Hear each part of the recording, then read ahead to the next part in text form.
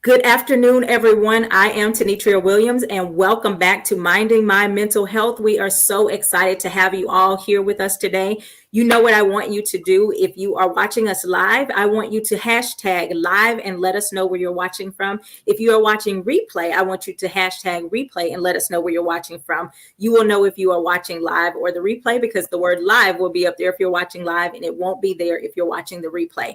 Again, thank you so much. Again, here at Minding My Mental Health, our goal is to tear down the stigma of getting mental health help in our community, and to also bring awareness about mental health into our community. Thank you so much. Tag anyone that you know that could benefit from this broadcast, and help me welcome my wonderful guest, Ms. Teresia Dupins. Thank you so much. I'm actually going to kind of let her introduce herself a bit more, but we want to just say thank you for joining us. So we know that it's always, an honor for people to take time out of their schedule to be a part of the broadcast. So again, I greatly appreciate it. Hi, Miss Sandra. Thanks for joining. Tag somebody, spread this broadcast, share the broadcast, tag, share, all of those good things. Miss Teresa, why don't you go ahead and tell us about, more about who you are as a person, what you do, what your day-to-day life is. And we're going to get into our topic. And our topic, for those who are watching, we are talking about being a caregiver and how being a caregiver impacts our mental health. So I'm going to let Miss Teresa tell us a little bit about herself, and we're going to get into the interview. Well, thank you so much, Tenetria, for having me on your show. This is really an honor. Thank you so very much. I want to say hello to everyone that's in the show listening.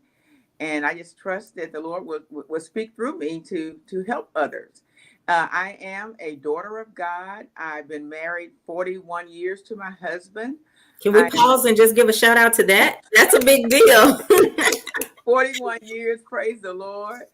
And we just have a wonderful marriage. We have two grown children and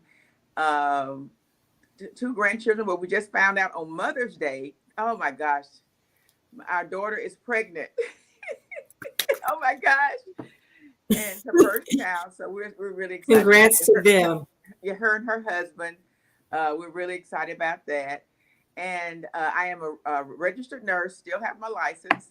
I'm working part-time right now, actually, in Conway, just a little job that I got to take care of something. I am the oldest of 5 siblings. It's 5 girls. I'm the oldest. I am a author, a minister, and a speaker. So I think I've kind of covered all of it. And that's kind of what I'm doing right now, is just, in ministry with my husband and working part-time. Okay, so you sound like you're pretty busy, doing a lot of stuff. Yep. And a ladies' Bible study every week, coordinating that. So anyway, I have a full life. Well, that's a beautiful thing, right? Now, a full life, like I said, is a beautiful thing. It also means when you have to add something on top of that, it can feel like, oh my gosh, how do I juggle another ball? And so today our topic is about being a caregiver. And I know so many people do that, and they never mention it on social media. They don't go around with a banner saying, hey, I'm taking care of my father or my mother or my sister or my, whoever. Mm-hmm. And that's appropriate. I don't think it's something that we have to, brag about, but it's something that it can be a really big stressor. Mm-hmm. And it can be a lot on that caregiver, especially depending on the circumstances. So tell us kind of what led into you being a caregiver for your father. Okay, well, this is what happened. Our dad has always been an extremely independent man all of his life. Our mother died in 1995. He never remarried, and he just enjoyed his life. He was super busy, just taking care of his land, farm, a deacon at church, just extremely active. He was driving us places at the age of like 81, whatever, just very active. Anyway, long story short, my sister and I have one sister that lives here 3 out of town. We took him to his out to eat breakfast for his 84th birthday. Had a wonderful birthday celebration with him. We noticed that he was getting a little thinner, and I had been going over to his house maybe at least weekly to check on his bills and maybe take him food or whatever, but nothing major. Anyway, after this 84th birthday, which was in 2001. early part of 2001. 2 days later, our dad was a different person. I Mm, went over to his home. He was laying in the bed. He never laid in the bed in the daytime, laying in the bed, mm. saying he wasn't communicating well.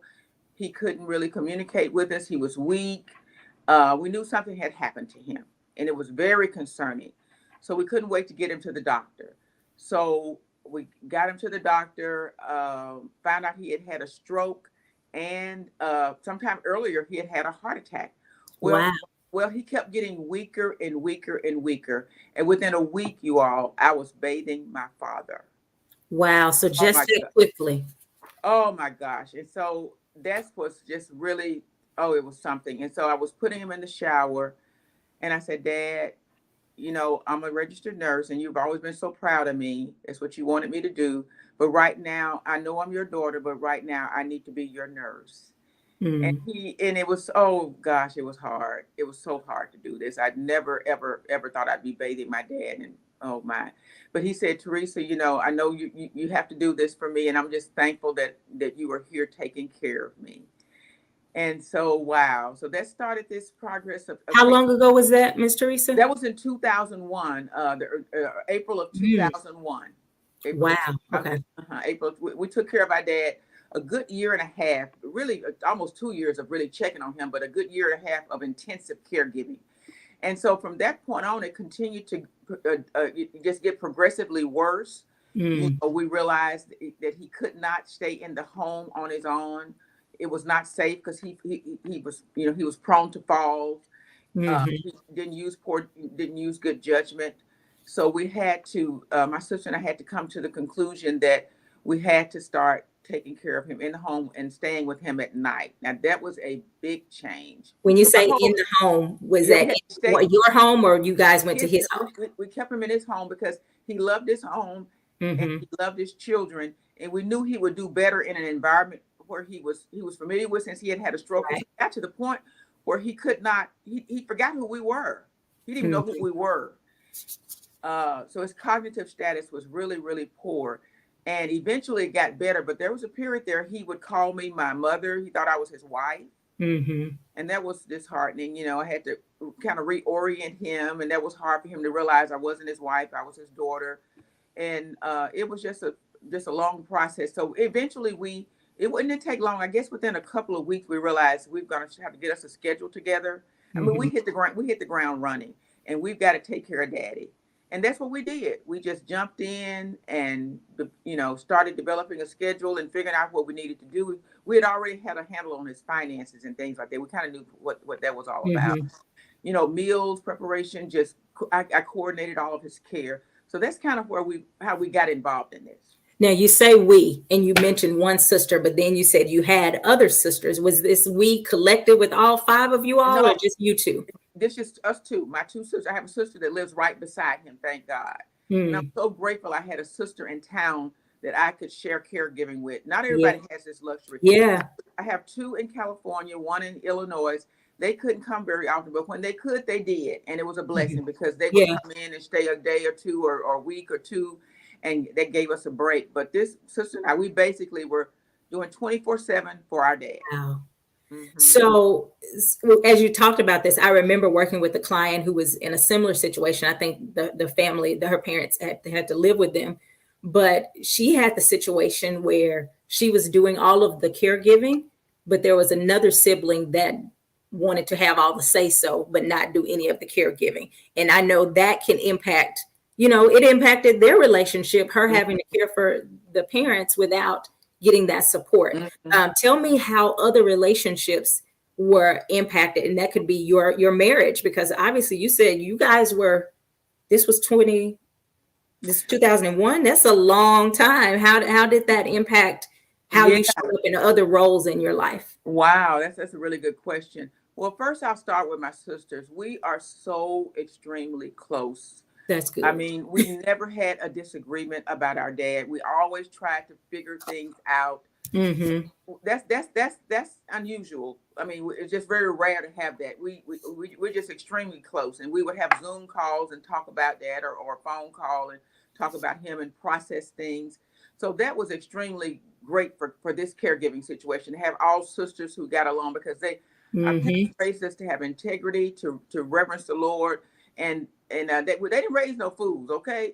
We really trusted it. So the sister thing was wonderful.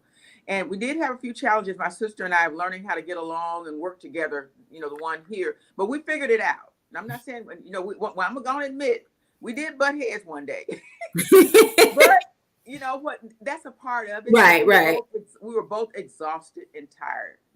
But I'm gonna tell you a good thing about this. My sister, she's one of the younger sisters. Actually, we realized we weren't as close as we thought. And actually, this Mm, caregiving situation brought us closer together. mm.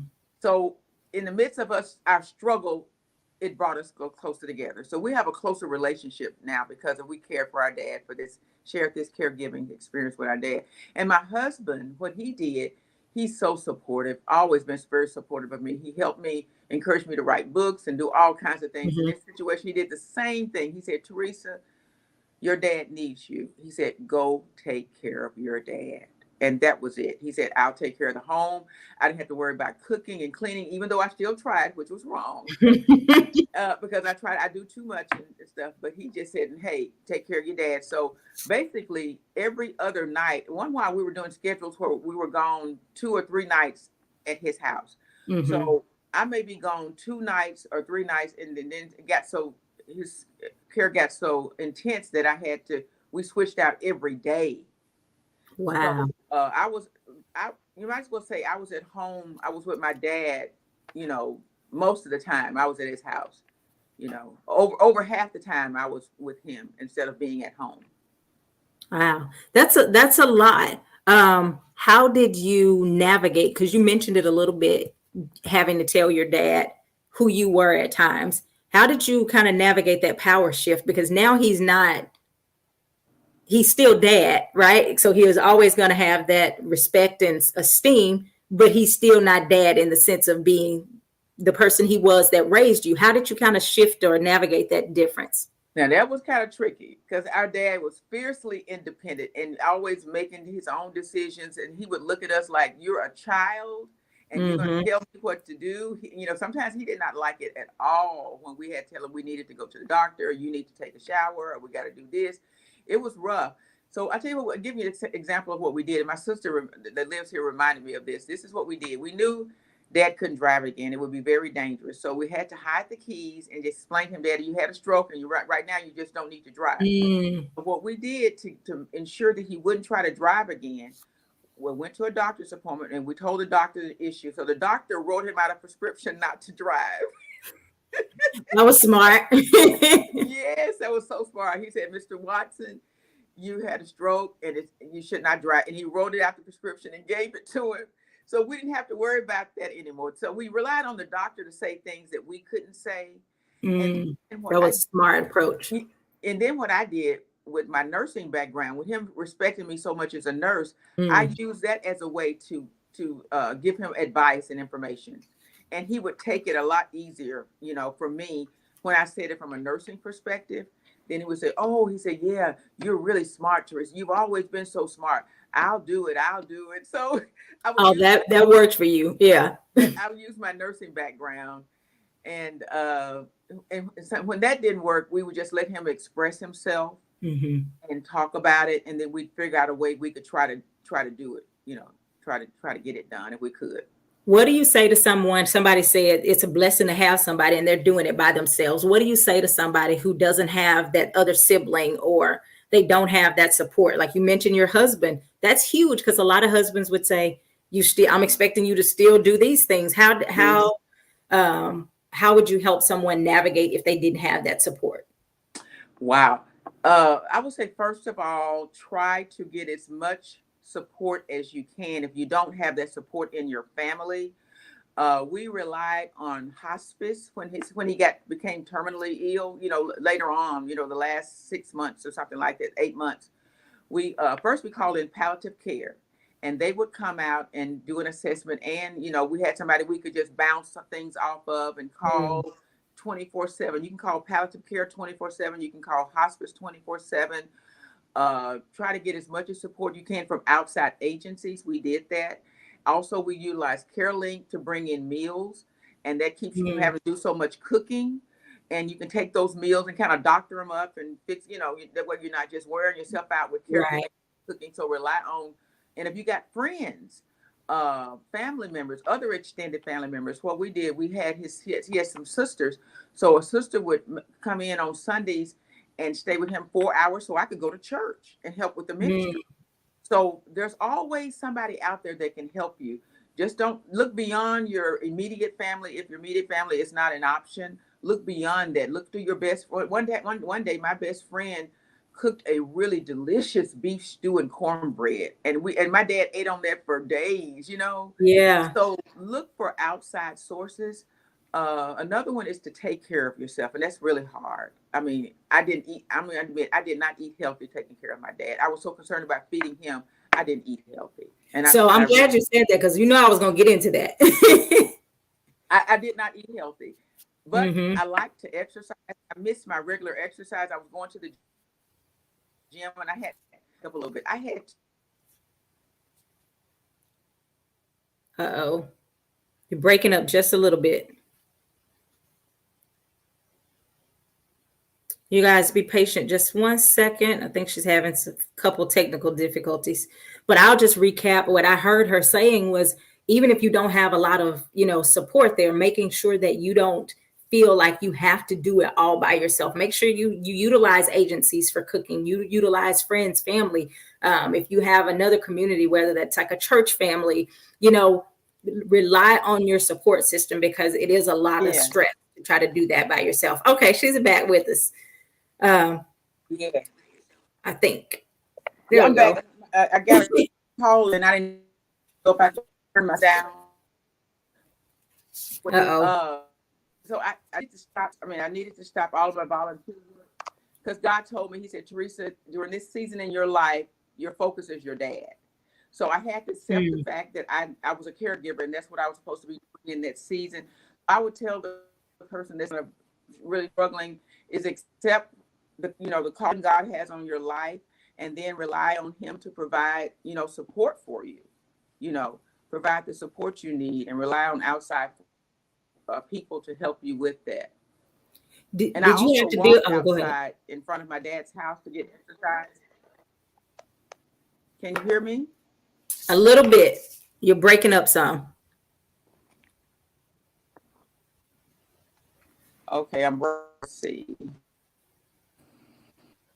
Can you hear me now? A little bit. The last thing I heard you say is you actually walked outside to get exercise.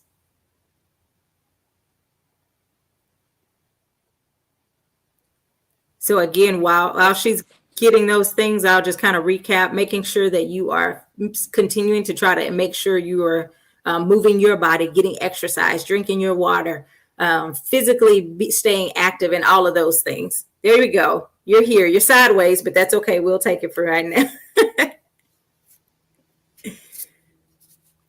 There we go.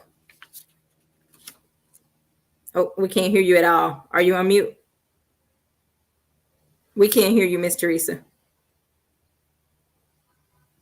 Y'all bear with us for just a moment. We're working through it. We can see you. We can't hear you. We can't hear you.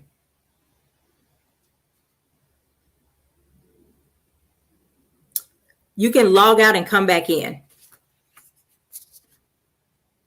Thank you guys for your patience. If you have any questions, go ahead and put those in the comment section, or if you have comments, please also make sure that you are sharing and tagging people if you know of people that could benefit from this. Just to kind of, again, to recap what we're talking about being a caregiver. And I think that's so important that we explore how to take care of ourselves. And one of the things that she was saying before she was having some difficulties is the importance of taking care of yourself. And she said, I wasn't eating right. And I know a lot of people, when we get into, let me take care of everybody else, we literally forget about ourselves. And so I want to encourage you, make sure you are are taking care of yourself. Go ahead, if you're on here and you're a caregiver, be honest and let us know how well you're doing on a scale from 1 to 5. If 5 is I'm doing a great job of taking care of myself, and 1 is I'm not. Let us know how you're doing with taking care of yourself in our comment section. We want to hear from you.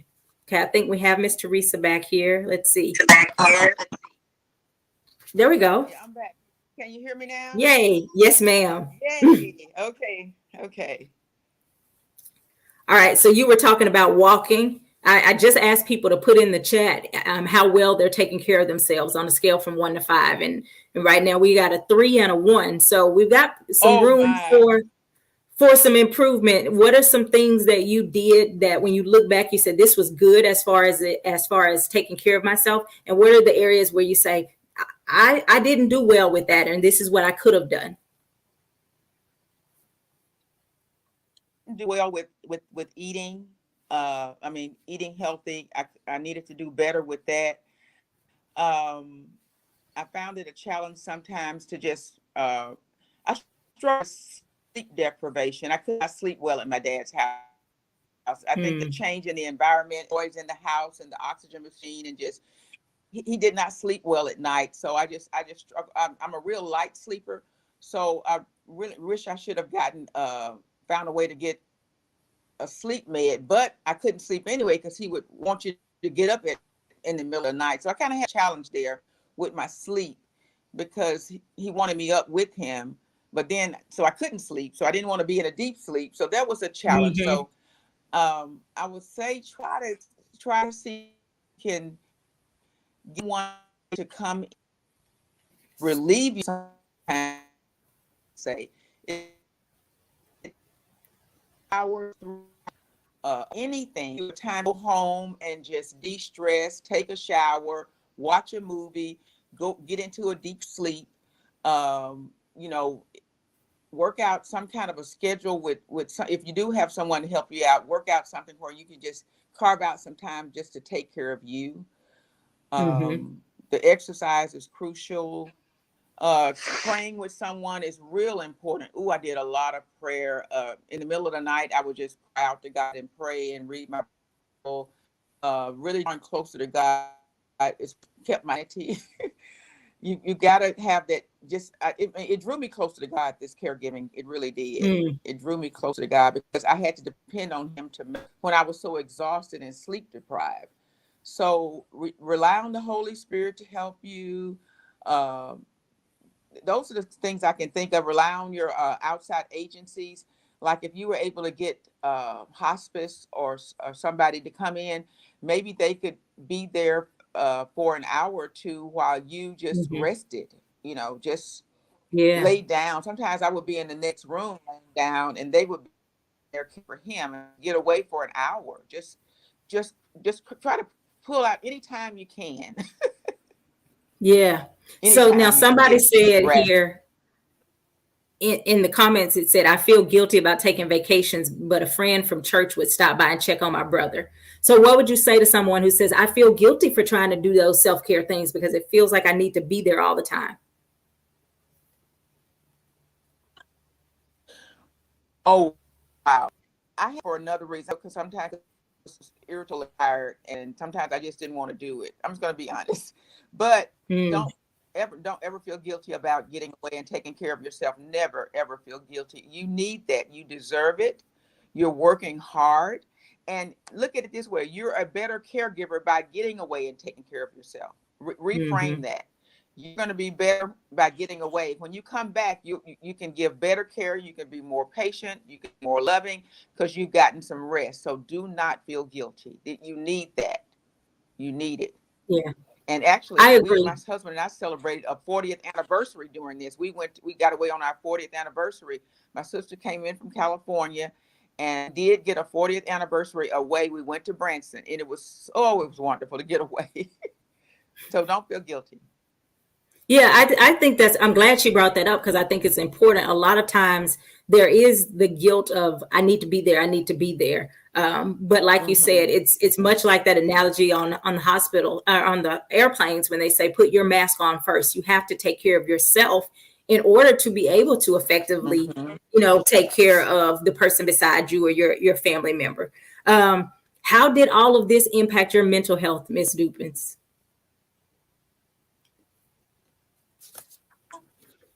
Uh-oh, Oh, I can't hear you. What'd you that's a say? load of joy. I had I said a range of emotions. Can you hear Mm-hmm. me? I can now. Okay. Can you hear me now? Yes, ma'am. Okay. I had a range of emotions from joy in being able to take care of my dad. I had such joy. He was so and they was typed home with that gave me a lot of joy. And but then I also had sadness sometimes knowing he was dying.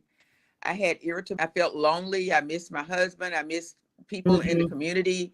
So I had a whole range of feelings during that time. Sleep deprivation. I had a lot of emotional things going on with me during that time. So Mm-hmm. to take care of my mental health and go back to some of the things I said before, I would exercise. Exercise always made me feel better. So whether Yeah. I walked inside my dad's house or walked outside on the block, I did that. Or I would try to watch a little video on the my computer on my phone. I would try to Mm-hmm. watch something inspiring, some kind of a message on my by a minister or something on my phone.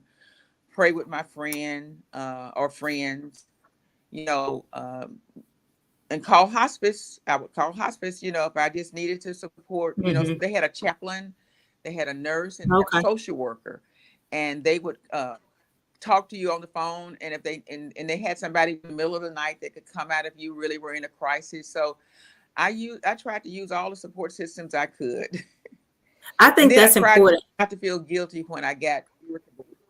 When I got irritable, I tried not to feel guilty because I didn't want to be short with my dad.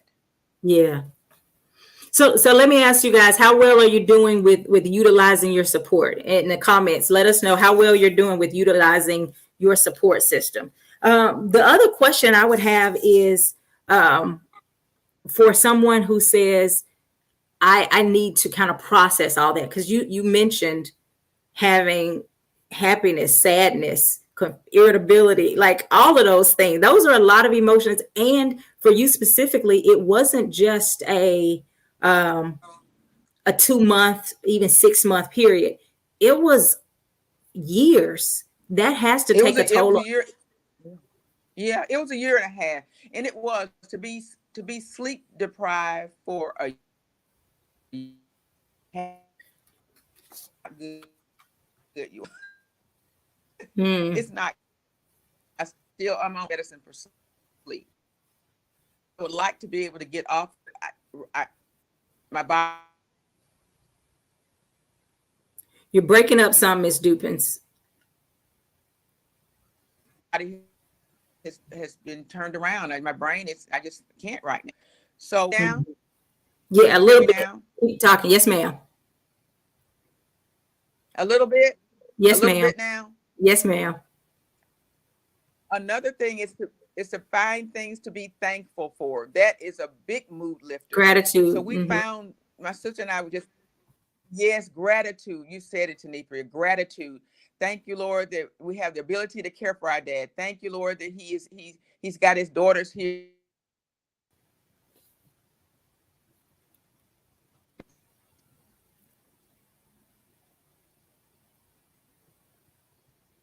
I can't hear you. You're frozen. So while Miss, there we go. Can't hear you. We're While Miss Teresa is working through that, I see somebody saying they're not doing a good job. So Monica, what I would suggest honestly is sit down and create a list of people that you may be able to start incorporating with some of your care. If that's a cousin or an aunt or a friend, people in your church, possibly creating that list and say, how can I start getting somebody, or even looking for agencies, can these people deliver meals or pick up laundry or those types of things that can give you a little bit of time to take care of yourself and to make sure that you are healthy, because that is so vitally important. Do you guys have any questions or comments in the group while we wait here? Any comments we got? Okay, Mr. Reese is back, I think. No, man, we can't hear you. We can't hear you. And I love what Miss Teresa said about gratitude. I think gratitude is very important. Um, yeah. And again, I think you just have those conversations and talk to people, Monica, and say, hey, I'm gonna need some help. And if you can't do it, that's fine, but at least you can ask for that help. And again, look at different agencies or see what's available out there, possibly for free or for lower cost, and seeing as many resources as you can utilize, I think is very important. I see Miss Teresa real well. I just can't hear her. We can't hear you at all. Does anybody else have any comments or questions? We'll have you to just log out and just come back in, Miss Teresa. See if that'll help. We'll see if that helps. So if you are a caregiver, again, I appreciate you guys hanging in here. We're having a lot of technical difficulties, but it's okay. I appreciate you staying with us. What I want to say is to make sure that you take care of yourself physically. Again, moving your body, sleeping if you can, getting your water, but also make sure you're taking care of your mental health, even if that means you have to join. There are tons of support groups. Even as I was preparing for this interview, I found a lot of support groups online on Facebook. I found that there are a lot of people who are in this situation. So utilizing places like that for resources. Also getting a counselor. If you need somebody that you can go to a place, obviously what we do is we're here to be a support. And so if you have that ability to get a counselor, somebody to help process those feelings, I think that's great. We have Miss Teresa. Let's see. Can we hear? Can you hear me? Yes, we are back. Okay. I hear you good. Okay. Very well. I got another suggestion. When you're caregiving, it's almost like they're a little baby again or a little child. You need to sleep when they sleep. That's good. Sleep when they sleep. If they're taking a nap, you need to jump in the bed. And my sister and I had to learn to do that. Rest when they're resting. Mm-hmm. And also purchase things in bulk. If you're going to buy things, that keeps you from having to go. If you're the sole caregiver, you don't need to be running to the store all the time. So the things that you know you're going to need a lot, try to get a big supply of it, and then where you're not continue running to the store to purchase things. Mm-hmm. Was there ever any consideration for putting your father in a facility or anything like that? Not for us, even though we did discuss it when it got kind of rough. We did discuss it, but Yeah. we knew our dad he loved us so much, and he wanted to be around us all the time. All our dad told us, you all, and this he had a wonderful father. He told us all day long, all night, baby, love you, thank you for taking care of me. And we knew that if we put him in a home, he would deteriorate really quickly. He would get depressed, and he would die much sooner. And we just couldn't do it. We just couldn't do it. We say no. Since it was two of us, thank God, we're gonna make, and that's what we did. And then the other sister, not sister, one sister was critically ill, and that's a whole other Wow. story. But she's doing well today. But Good. they came and gave us a little reap here and there, so that was wonderful too. No, we just couldn't do that. So what would you say to the person who says that is what's best Now I'm for having trouble. them? You can't hear me? We have never had this many issues. I can hear you now. Yes. Okay. What would you say to the person who is considering that, and they say that may be the best thing for their family? How would they deal with any guilt that they could have if they have to make that decision to put their loved one in a facility? Well, can you hear me? Yes, ma'am. Can you hear? Yes, ma'am. I can hear you. Okay. I will say again, I know you may feel guilty initially, but when you know it's the best thing and you prayed about it and God has given you peace about it, you just need to go on and do it and try to find the best facility that you can, and try to visit as often as you can to see them.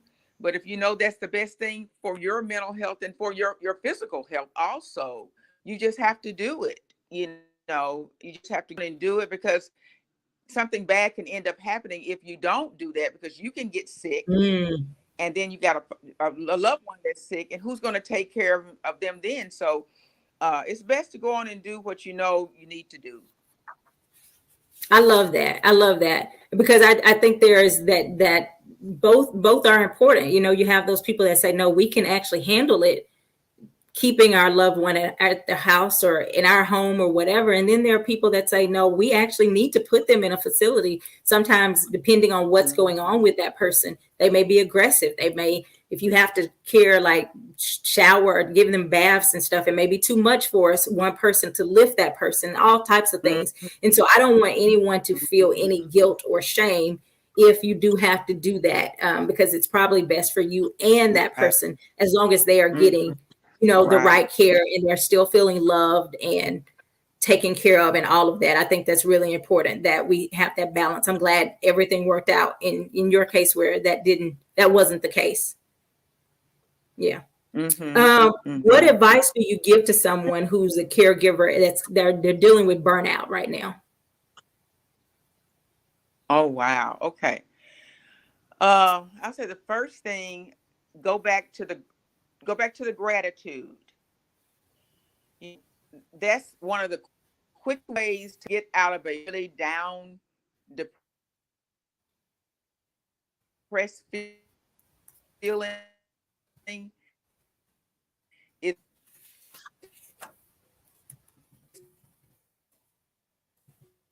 The gratitude. Just people, God, find several for praise God. Right.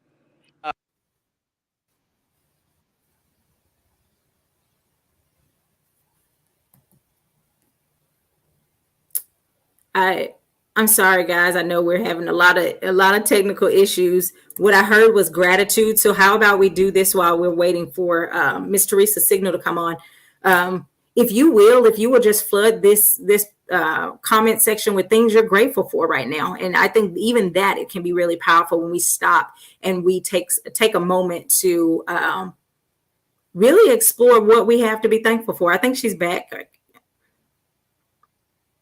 Can you say something, Miss Teresa? Nope, we can't hear you. No, ma'am. If you can hear us, I was having the people to write down in the comment section what they're grateful for, to kind of explore some of that gratitude, because that's really important. No, ma'am, we still can't hear you.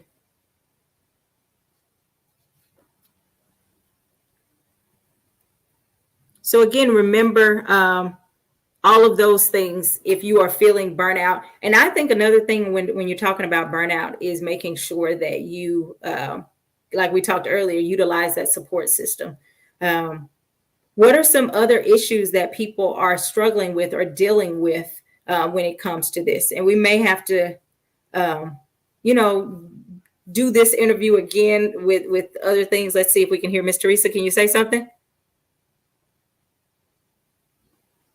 I'm not sure. You don't have any sound.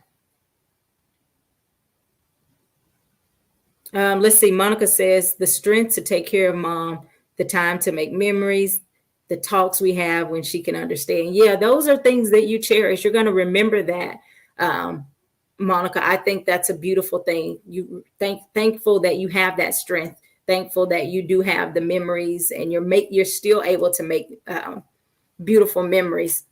Every day I would actually challenge you to, to get up and create a gratitude list in the mornings. I think that's really powerful, to be able to do that. One of the things when you're talking about burnout, a lot of times is to step back and not to feel like you have to do everything. Miss Sandra said, I'm grateful that my mother is in her right mind. Things could be worse. Absolutely. That's powerful. She doesn't look like what she's going through. That's powerful. The accidents that happen during the late nights, it can be overwhelming. So yeah, Monica, really exploring if there are any types of agencies or other avenues that you could possibly take to, let's see, to be able to help, maybe have somebody come in and kind of give you some retreat. Yes, ma'am, we can hear you. Okay, Did you I'm say something? sorry. I'm getting phone calls, and my sister's calling me, and I guess she didn't remember we had this schedule. So I'm back again. But one Yeah, thing I so wanted I to just bring had up is people talking about gratitude. okay, that's good. That's really good. Another thing is if you have a church family, to see if there's somebody in your church that will be willing to support you in caregiving, Mm, even if it's just a couple of hours. And yeah. there's always usually somebody in the church family that's willing to do that. I mean, and not be asked for help. Yeah. But I'm sure that that's an opportunity to help with burnout, to be able to, and also you may, and ask for counseling. There's counseling available in some places if you need counseling during this time. Yeah. Do you know of any specific resources Because what I'm besides doing right hospice? now is I'm involved in grief. Oh, I'm sorry. Go ahead. Mainly, I think our hospice, palliative care is before in hospice. Those are the main ones that less things, ones that I'm aware. Okay. I didn't catch those. I think I heard palliative care. So if you Yeah, guys can, palliative care and hospice okay. Let me ask this, and Miss Teresa. Hopefully we'll be able to hear you. care link. Oh, CareLink. Okay, you guys start looking those things up: palliative care, hospice, and CareLink. I think I heard you say Care link. you are currently going through some grief counseling. Is that right? Did I hear that? Yes, I decided I needed that after. Mm-hmm. Your hospice offered after dad passed.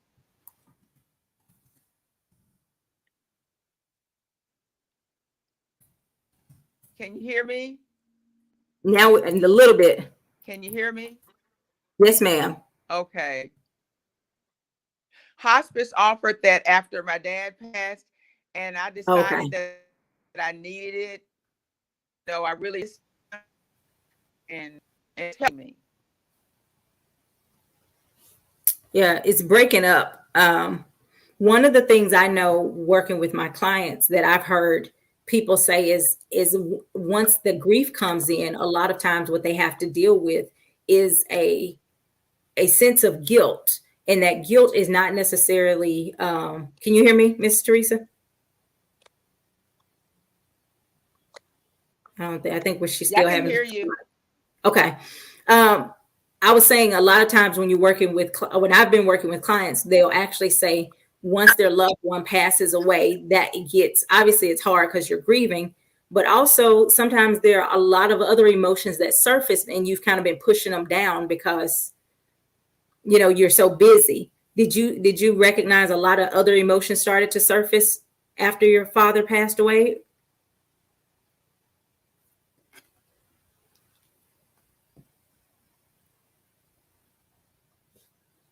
Okay, we can't hear you at all. We can't hear you. So we actually may end this one early. I still think this was a really good interview. I hope you guys can hear. We're having so many connection issues. We may try again with this topic because I think it's super important. But again, I think making sure you take care of your physical body, your emotional and mental health. I'm gonna try again. How can we hear you, Miss Teresa? Say something. Yeah, we can't hear you.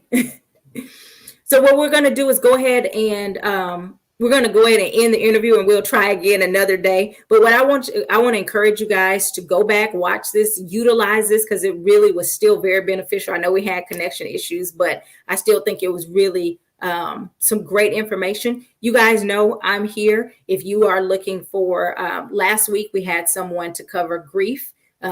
Who's a grief coach. You can go back and find that interview. If this is your first time joining Minding My Mental Health, make sure you go on and like Tenitria Williams' public figure page. You can catch all of the replays are on that page, and we've talked about a lot of different topics, and so I'm sure you will be blessed by looking at some of those replays as well.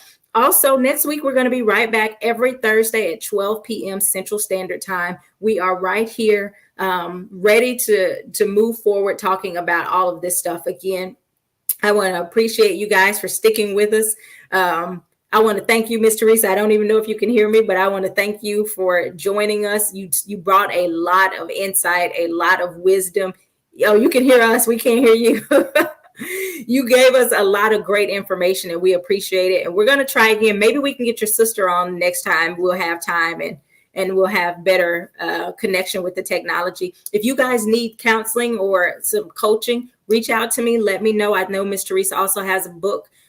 She can go in and put that book link in the comment section if she would like. We'd love to be able to support her in any way possible, because again, she's shown you that she was able to walk through a process that is not an easy process. And I want to commend all of you all for hanging on here, but I also want to commend you for taking care of your loved ones with care, with dignity, and with respect. It's not an easy thing to always maintain that. And so I just appreciate you guys for your service to your family. Let me know how I can help you in any way possible. And again, we're going to continue to tear down this stigma of getting mental health care, and we are going to make sure that we are taking care of ourselves in the process. We thank you guys so much. If this was a blessing to you, go ahead and tag and share this with someone else. Even though we did have some some technical difficulties, I still think it was some really valuable information that was shared. And so thank you, Ms. Teresa. Thank you guys for watching, and I definitely appreciate you. Thank you so much. Bye-bye.